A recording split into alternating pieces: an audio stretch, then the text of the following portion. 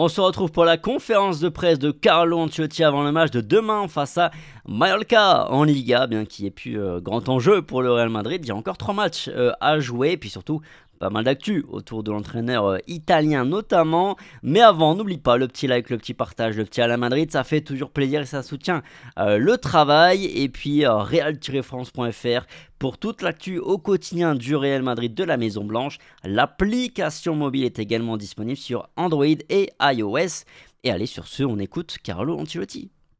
Hola mister, Victorio Calero en directo para Real Madrid Televisión. Mañana penúltimo partido en casa de la temporada. Avant-dernier match de la saison Bernabéu demain face à Mallorca. À quel match vous vous attendez? Un match difficile comme toujours. Nous avons des absences importantes,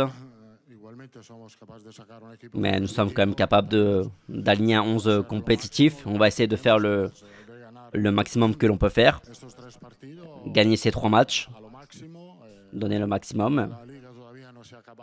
La Liga n'est pas encore terminée et nous ne voulons pas donner la Liga dans les mains de notre adversaire.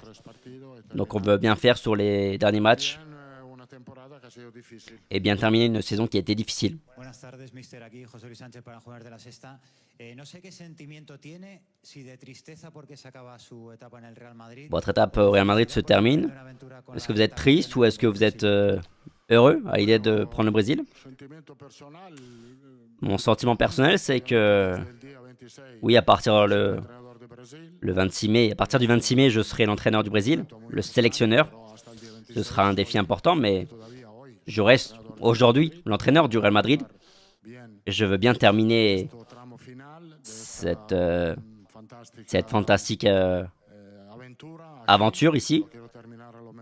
Je veux la terminer de la meilleure manière possible. Et je sais que vous êtes intéressé par ce que je pense, ce que je vais faire. Et moi, je dois penser aux jours qu'il me reste à vivre ici.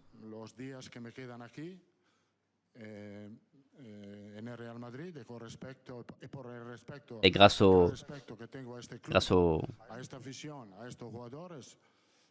et compte tenu du grand respect que j'ai envers ce club, ses joueurs, les supporters, je vais rester focalisé sur ce que je dois accomplir dans cette dernière ligne droite de cette aventure spectaculaire.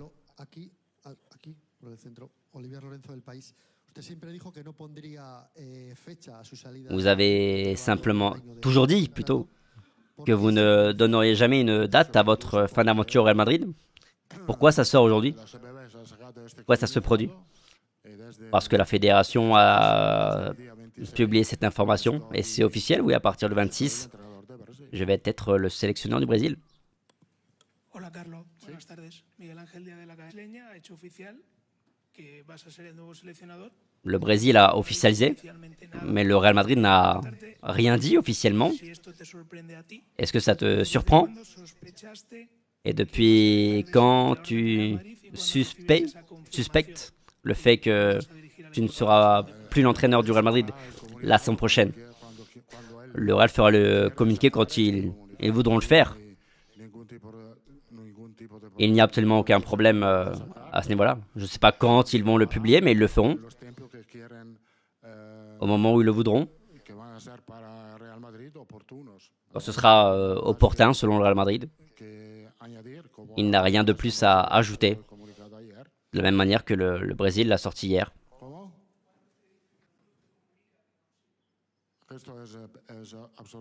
Ça, c'est totalement personnel, ce dont je parle avec le club. ¿Por qué cree que no va a estar una temporada más en el Real Madrid, en el año de contrato que le queda?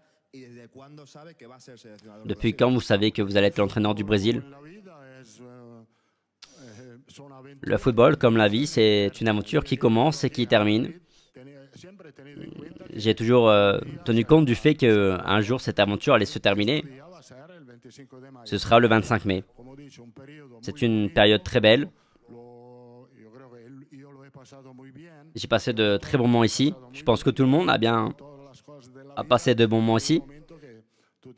Mais comme dans toutes les choses de la vie, il y a des moments comme ça. Ça se termine. La vie se termine.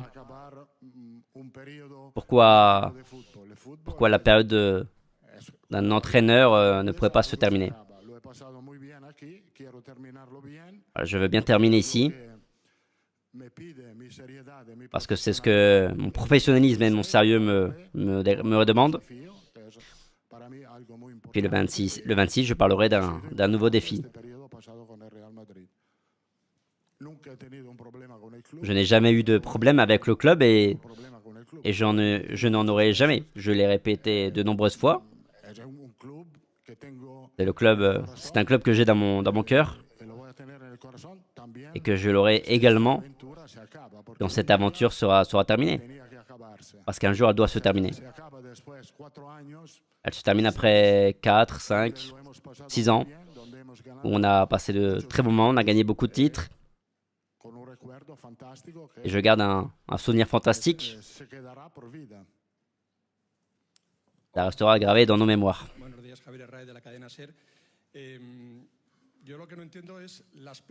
Ce que je ne comprends pas, c'est pourquoi la fédération a fait son communiqué aussi rapidement, alors que vous étiez encore en poste. Faire ça 24 heures après, le Classico, la Liga perdue.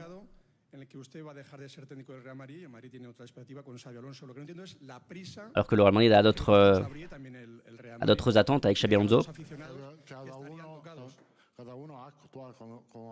Chacun agit comme il l'entend. ¿Qué tal, Carlos? Aquí Oscar Maya para la agencia EFE. Quería preguntarle con qué sensación acaba usted esta luna de miel que siempre ha dicho en el Real Madrid, porque es una temporada en la que las lesiones han marcado un poco el paso del equipo. Si le hubiese gustado despedirse mejor con algún título, si se va con algo de frustración por no haber controlado esas lesiones. Est-ce que vous partez avec un peu de frustration? Pas de frustration, non.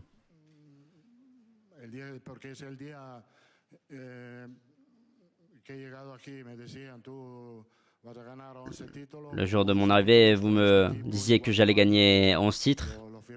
En 4 ans, si vous me disiez à l'époque que j'allais gagner 11 titres avec cette équipe en 4 ans, j'aurais signé avec mon sang.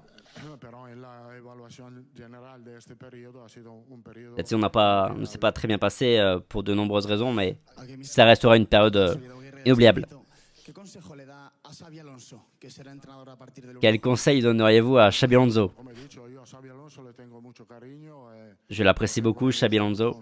Je n'ai pas de conseil à lui donner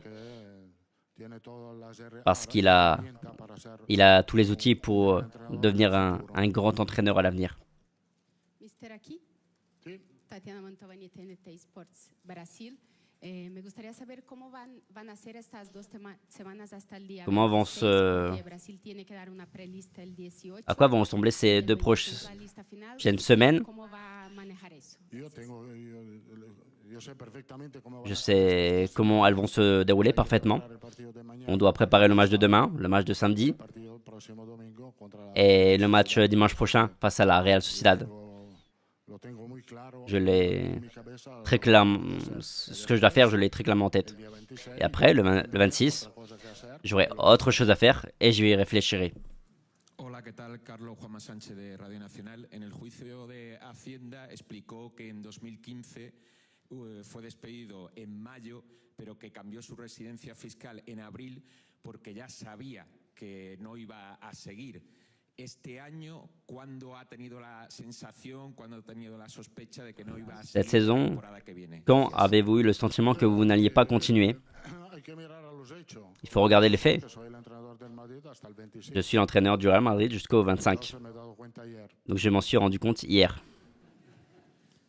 Hola Carlos, ¿qué tal? Aquí al fondo Rubén Cañizares de ABC. Hace 19 años, el actual presidente del Real Madrid. Il y a des années, Florentino Pérez Anunció su dimisión y explicando los motivos aseguró que él creía haber maleducado a los avait jugadores. expliqué qu'il avait la sensation qu'il avait mal éduqué les joueurs. Florentino dijo que había maleducado a los jugadores y que los jugadores se habían confundido. Usted ha dicho en su primera respuesta que esta ha sido una temporada difícil. Yo no sé si cuando usted Vous faites, vous, l'autocritique de cette saison. Est-ce que vous pensez que vous avez pu mal éduquer les joueurs? Ça se finit quoi? Peut-être de traiter de trop les joueurs comme des enfants, cette relation père-fils. Ah, j'ai pas utilisé assez le fouet. J'ai manqué de fermeté. Non, je ne pense pas. Aquí al fondo, Nico Díaz Menéndez para Televisión Española. Quería preguntarle si se arrepiente de alguna decisión de las tomadas este año. Est-ce que vous regrettez certaines décisions cette année?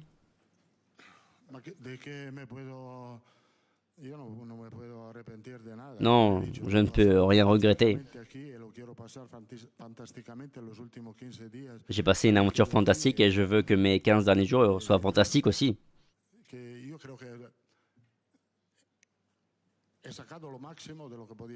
J'ai tiré le maximum de ce que je pouvais sortir de moi-même.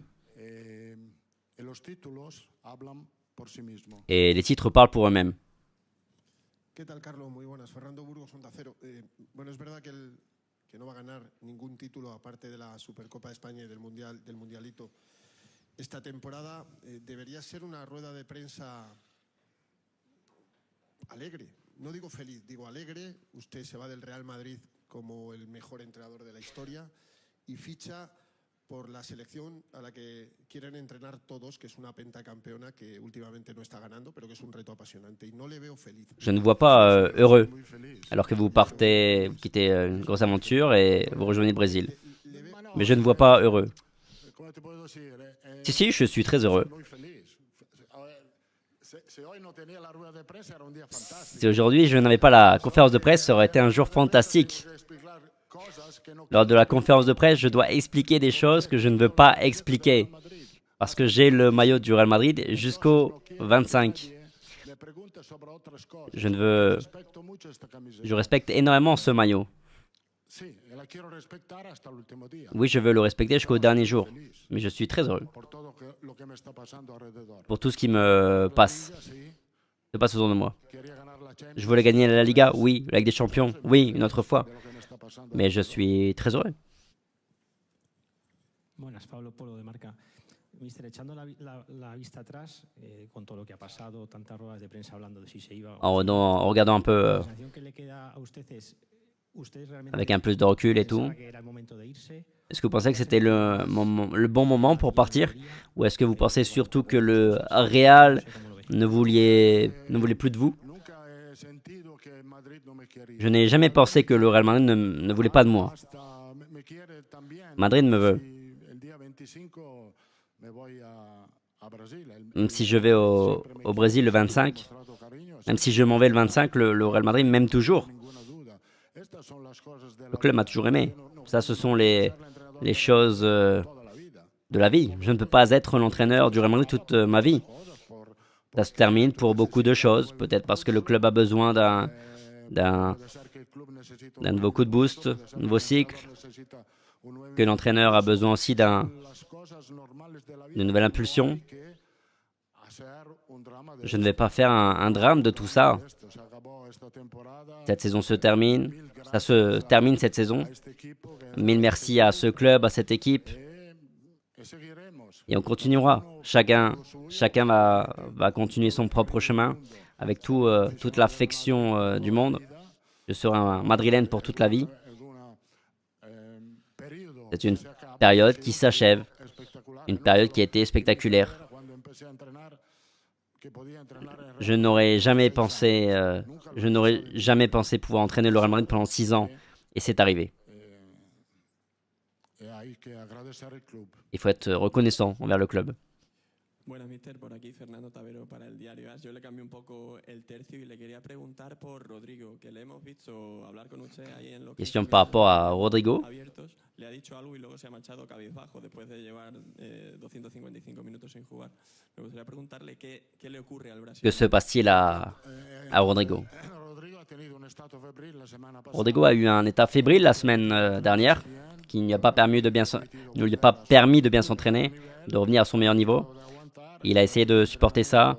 Aujourd'hui à l'entraînement, il a une gêne dans le muscle de la jambe, je ne sais pas quelle jambe. Une gêne qu'il faut analyser. Le joueur n'est pas à son meilleur niveau. Après son état fébrile, il n'est pas revenu à son meilleur niveau. Après, il y a eu beaucoup de spéculations par rapport à ça aussi. Rodrigo, tout le monde a une affection particulière pour lui et surtout moi. ¿Qué tal, Carlos? Miguel Ángel Torío en directo para Radio Marca. Ha hablado de este fin de ciclo, que no hay que hacer un drama, que es algo natural. On parle de cette fin de cycle, on ne peut pas faire un drame. Au-delà des titres, qui pèsent énormément dans ce club, au moment d'analyser le parcours de l'entraîneur.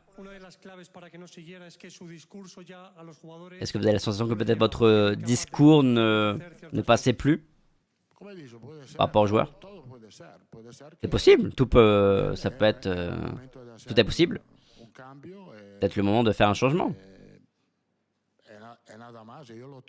Et rien de plus. Et moi, je le prends avec toute la naturalité du monde. La naturelle du monde.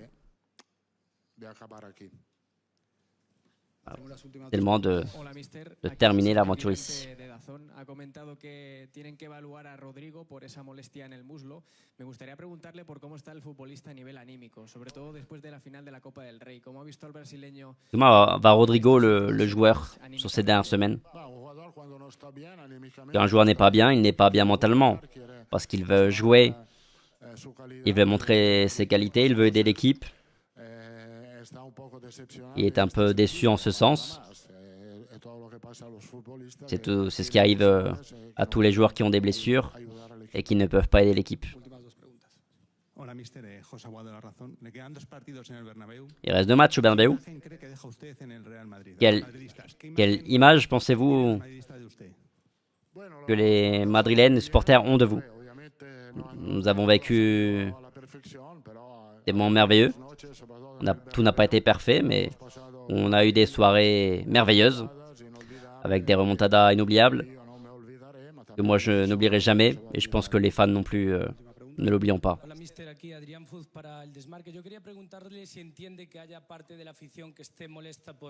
Est-ce que vous comprenez que certaines personnes peuvent être contrariées par les négociations avec le Brésil alors que vous étiez encore entraîneur du Real? Je respecte toutes les opinions, mais je répète, ce sont des choses qui arrivent dans le football, comme les conférences de presse que l'on doit faire. Ce sont des choses qu'il faut supporter. Mais je ne suis pas triste. Voilà la fin de cette conférence de presse de Carlo Ancelotti, un petit peu mouvementée, un petit peu d'action. Merci beaucoup en tout cas d'avoir regardé la vidéo jusqu'au bout. Il y a une petite vidéo aussi qui est disponible, je vous la mets juste ici. Avec Eurota, on a fait un petit tour d'actualité, notamment ce midi. On se retrouve également demain 12h30, comme tous les jours pour la petite revue de presse. On parlera notamment du match quand même de demain face à Mallorca. On se retrouvera aussi demain soir après le match pour le débrief en direct comme d'habitude. Sur ce, passez une bonne journée, prenez soin de vous et on se dit à très vite sur Al France. Ciao.